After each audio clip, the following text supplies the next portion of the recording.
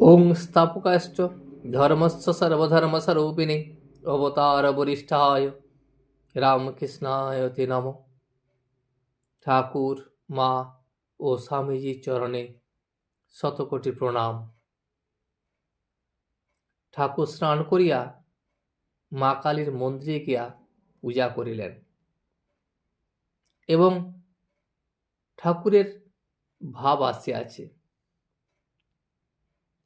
ঠাকুর শ্রী শ্রী রাধাকান্তের মন্দিরেও প্রণাম করিলেন, বিষ্ণুঘর ও শিব মন্দির উদ্দেশ্য করিয়া প্রণাম করিলেন। তাহার পর ভক্তদের সঙ্গে কথা করিতেছিলেন। একজন ভক্তকে তিনি শিক্ষা দিলেন, সাধুর মেয়ে মানুষ থেকে অনেক দূরে থাকতে হয়। তারপর ঠাকুর শ্রী রামকৃষ্ণ ভক্ত সঙ্গে ঘরের উত্তর পূর্ব বারান্দায় আসিয়াছেন। ভক্তদের মধ্যে দক্ষিণেশ্বরবাসী একজন গৃহস্থ বসিয়া আছেন। তিনি গৃহে বেদান্ত চর্চা করেন। ঠাকুরের সম্মুখে শ্রীযুক্ত কেদার চাটুর্যের সঙ্গে তিনি শব্দব্রহ্ম সম্বন্ধে কথা কহিতেছেন। সেই দক্ষিণেশ্বরবাসী বলিলেন, এই অনাহত শব্দ সর্বদা অন্তরে এবং বাহিরে হচ্ছে। ঠাকুর তা শুনিয়া বলিলেন, শুধু শব্দ হলে তো হবে না, শব্দের প্রতিপাদ্য একটি আছে। তোমার নামে কি শুধু আমার আনন্দ হয়? তোমায় না দেখলে 16 আনা আনন্দ হয় না। তখন দক্ষিণেশ্বর নিবাসী বলিলেন, ওই শব্দই হলো ব্রহ্ম, ওই অনাহত শব্দ। ঠাকুর শ্রীরামকৃষ্ণ কেদারকে বলিলেন, ও বুঝেছ, এর ঋষিদের মত। ঋষিরা রামচন্দ্রকে বললেন, হে রাম, আমরা জানি তুমি দশরথের বেটা। ভরদ্বাজাদি ঋষিরা তোমায় অবতার জেনে পূজা করেন। আমরা অখণ্ড সচ্চিদানন্দকে চাই। রাম তখন এই কথা শুনে হেসে চলে গেলেন। কেদার তখন বলিলেন, ঋষিরা রামকে অবতার জানেন নাই, ঋষিরা বোকা ছিলেন। ঠাকুর তখন গম্ভীর হয়ে গেলেন, গম্ভীরভাবে বলিলেন, অমনি এমন কথা বলো না। যা যেমন রুচি, আবার যার যা পেটে সয়। একটা মাছ এনে মা ছেলেদের নানান রকম করে খাওয়ান, কারুকে পোলাও করে দেন, কিন্তু সকলে পেটে পোলাও সয় না, তাই তাদের মাছের ঝোল করে দেন। যার যা পেটে সয়। আবার কেউ মাছ ভাজা, মাছের অম্বল ভালোবাসে, যার যেমন রুচি আর কি। ঋষিরা খুব জ্ঞানী ছিলেন, তাই তারা অখণ্ড সচ্চিদানন্দকে চাইতেন। আবার ভক্তেরা অবতারকে চান, কারণ তারা ভক্তি আস্বাদন করবার জন্য। তাকে দর্শন করলে মনের অন্ধকার দূরে যায়। পুরাণে আছে, রামচন্দ্র যখন সভাতে এলেন, তখন সভায় শত সূর্য যেন উদয় হল, তবে সভাসদ লোকেরা পুড়ে গেল না। এই প্রশ্ন অনেকের মনে,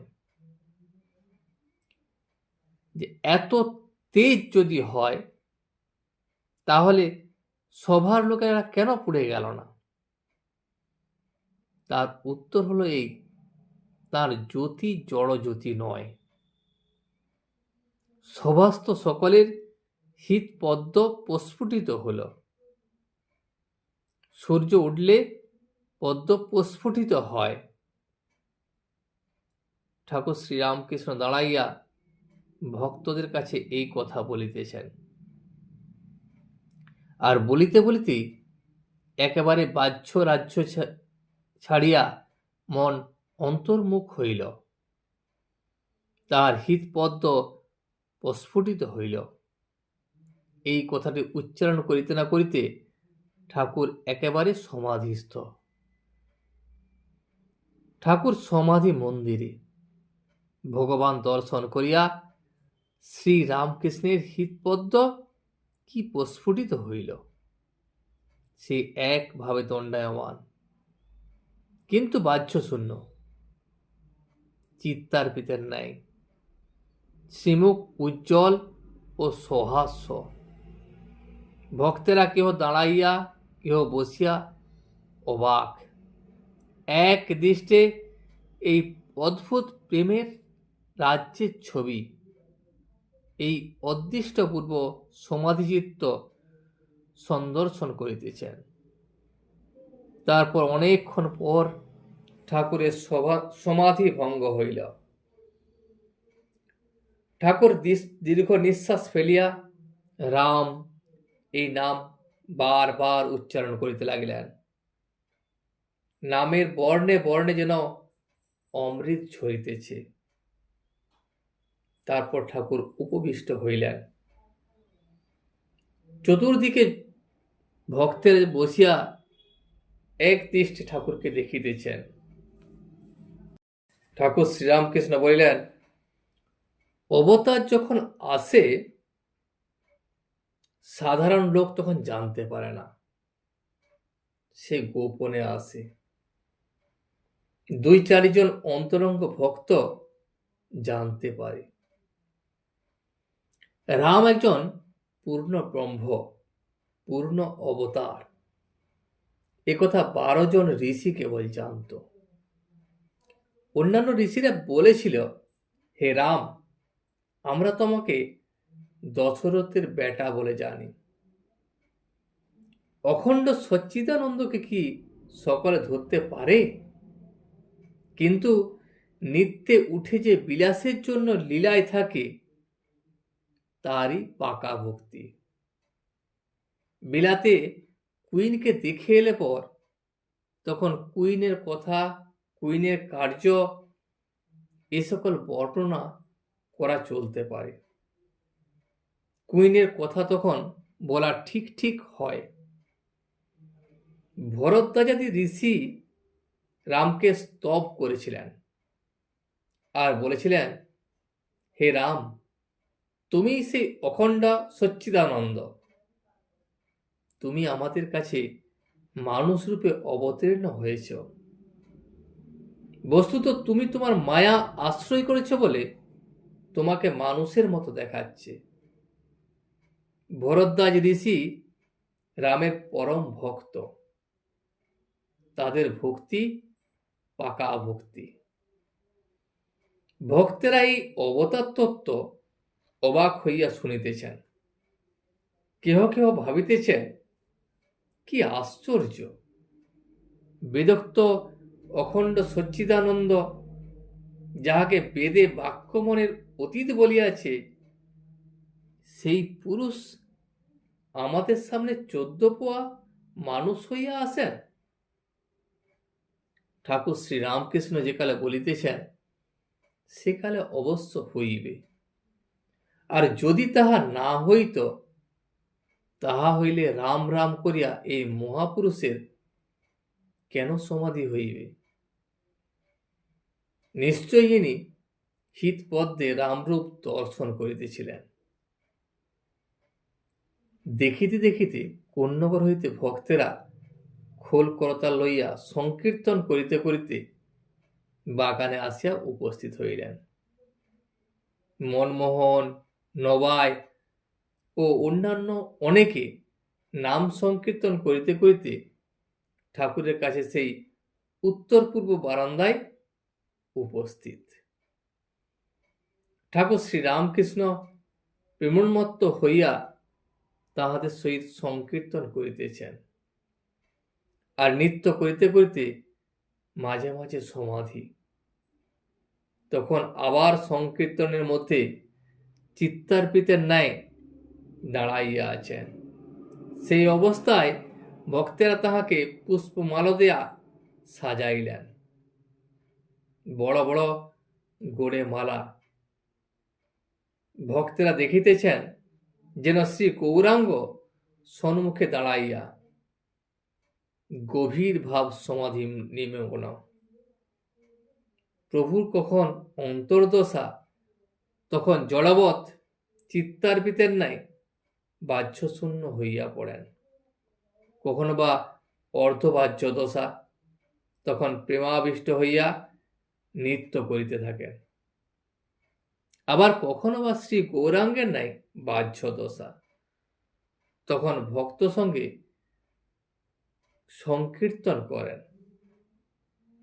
ঠাকুর সমাধিস্থ, দাঁড়াইয়া, গলায় মালা, পাছে পড়িয়া যান, এইভাবে একজন ভক্ত তাহাকে ধরিয়া আছেন। আর চতুর্দিকের ভক্তেরা দাঁড়াইয়া খোল করতাল লইয়া কীর্তন করিতেছেন। ঠাকুরের দৃষ্টি স্থির, চন্দ্রবদন প্রেমানুরঞ্জিত। ঠাকুর পশ্চিমাস্য। এই আনন্দ মূর্তি ভক্তেরা অনেকক্ষণ ধরিয়া দেখিতে লাগিলেন। সমাধি ভঙ্গ হইল। বেলা হইয়াছে, কিয়ৎক্ষণ পরে কীর্তনও থামিল। ভক্তেরা ঠাকুরকে আহার করাইবার জন্য ব্যস্ত হইলেন। ঠাকুর কিয়ৎকাল বিশ্রাম করিয়া নববস্ত্র পীতাম্বর পরিধান করিয়া ছোট খাটটিতে বসিলেন। পীতাম্বরধারী সেই আনন্দময় মহাপুরুষের জ্যোতির্ময় ভক্ত চিত্ত বিনোদন অপরূপ রূপ ভক্তেরা দর্শন করিতেছেন।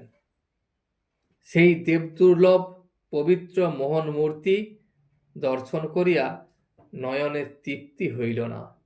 ইচ্ছা আরও দেখি, আরও দেখি। সেই রূপসাগরে মগ্ন হই। তারপর ঠাকুর আহারে বসিলেন।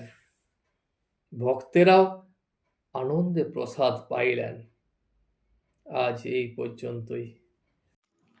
ভিডিওটি শেষ পর্যন্ত দেখার জন্য আপনাকে অসংখ্য ধন্যবাদ।